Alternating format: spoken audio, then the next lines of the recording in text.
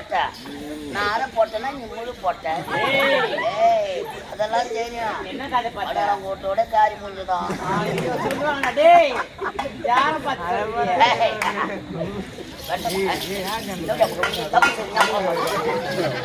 வெண்டைக்காய் போடுற மாதிரி புட்டுடுவியா? ஆமாண்டா. சும்மா வைக்காத.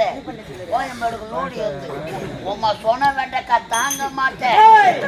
அம்மா பொல்லாதவ நீ தாங்க மாட்டேன். அம்மா அதுல முக்கியமான ஆளு பாருங்க. மூக்குல பூரா விட்டுடுவேன். இந்த பொட்டாமர குளக்கரையிலே அழகிய சிலையாக காட்சியளிக்கிறார்.